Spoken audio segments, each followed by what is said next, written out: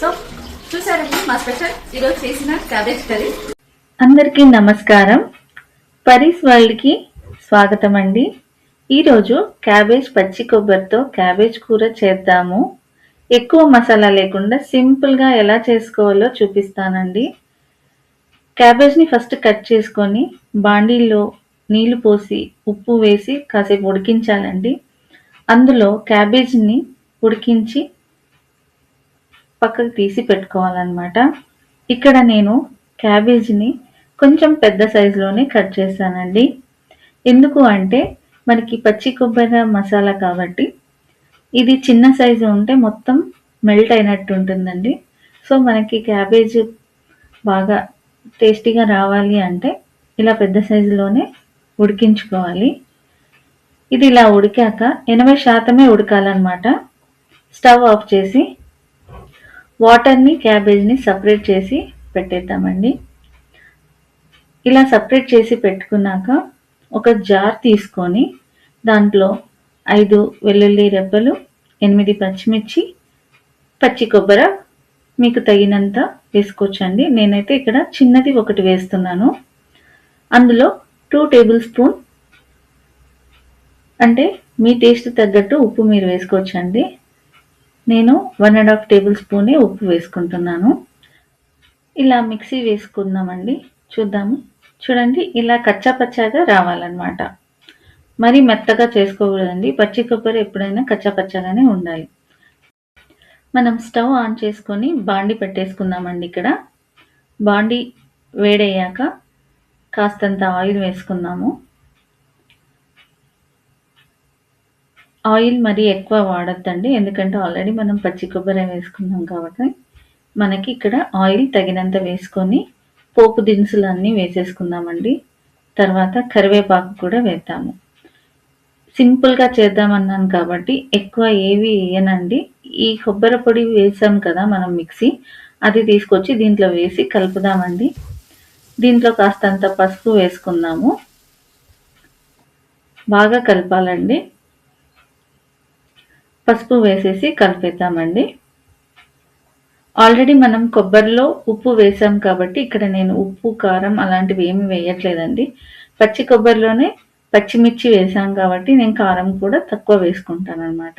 ఇక్కడ కారం వేయను, పచ్చిమిర్చిని మనకి ఇక్కడ స్పైసీగా ఉంటుందండి. ఇంకా ఉడకబెట్టిన క్యాబేజ్ని పక్కకి ఫిల్టర్ చేసి పెట్టేసుకున్నాం కదా, దాన్ని తీసుకొచ్చి ఇక్కడ కలిపేసుకుందామండి. కొంచెం కొంచెంగా కలుపుకుందాము.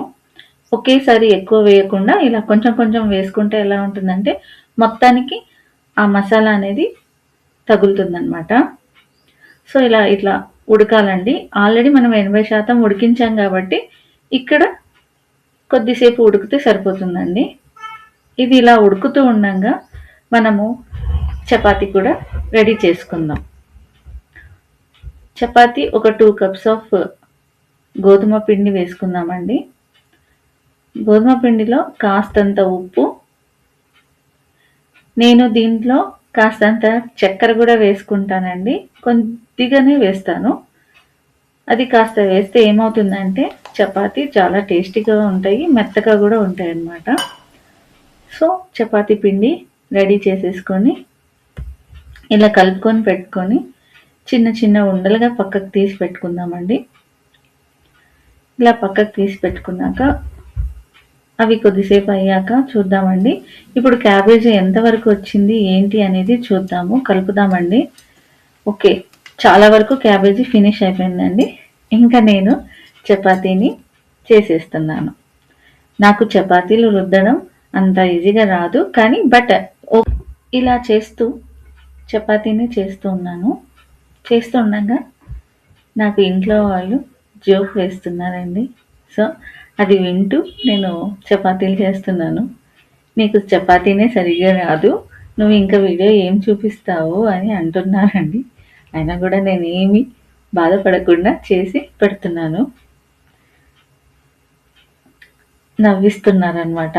సో ఆ జోకులకి నేను నవ్వుతూ కాస్త సరదాగా చపాతీలు చపాతీలు సాఫ్ట్గా రావాలి అంటే మనం కాస్తంత పాలు వేస్తే కూడా చపాతీ అనేది సాఫ్ట్గా ఉంటుందండి. అయితే మనము పిండి కలుపుకున్నాక ఒక 10 నిమిషాలు కానీ, 15 నిమిషాలు కానీ అలా నానబెట్టేస్తే బాగా వస్తుందండి.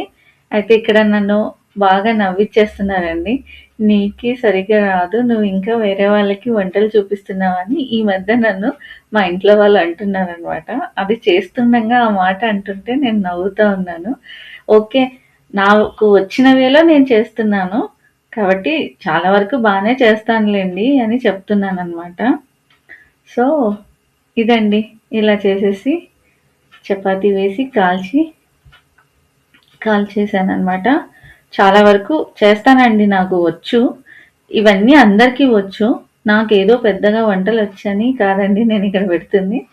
నాకు తెలిసినది కాస్త చూపిద్దామన్నట్లు నేను చేస్తున్నాను. సో, బౌల్‌లో మనము ఇంకా క్యాబేజ్ తీసిద్దామండి. బౌల్‌లోకి తీసి పెట్టేద్దాము. చూడండి ఎంత వేడి వేడిగా ఎంత బాగుందో. అలా వేడి వేడిగా వేడి చపాతీ, అలా వేడి క్యాబేజ్ తింటుంటే ఉంటదండి. చాలా వరకు చాలా మందికి క్యాబేజ్ అంటే ఇష్టపడరు. బట్ ఇలా పచ్చి కొబ్బరితో చేస్తే కొంచెం ఉడిపి లెవెల్‌లో ఉంటుందండి. మన రాయలసీమోళ్ళకి కూడా కాస్త వస్తదిలేండి. అంత స్పైసీ కాకపోయినా కొంచెం స్పైసీయే కానీ బావుంటుంది. ఇలా మీరు కూడా ట్రై చేయండి. వేడి వేడి చపాతీలో ఈ క్యాబేజ్ కర్రీ వేసుకొని తింటే ఉంటదండి. చాలా బావుంటుంది. మీరొకసారి ట్రై చేసి చూడండి. నేనైతే ఎప్పుడు వేడి వేడిగానే తినేస్తానండి. ఒకరి కోసం వెయిట్ చేయడం అలా ఏముండదు. నాకు ఆకలయ్యి వేడి వేడిగా ఉంది అంటే వెంటనే వేడిగా సో చూసారండి మా స్పెషల్ ఈరోజు చేసిన క్యాబేజ్ కర్రీ. మీరు కూడా ట్రై చేయండి. చూసారు కదండి. నేను చేసిన రెసిపీస్ కనుక మీకు నచ్చినట్టయితే నా ఛానల్‌ని సబ్స్క్రైబ్ చేసి, లైక్ కొట్టి, షేర్ చేసి, కామెంట్ పెట్టండి. థ్యాంక్ యూ అండి.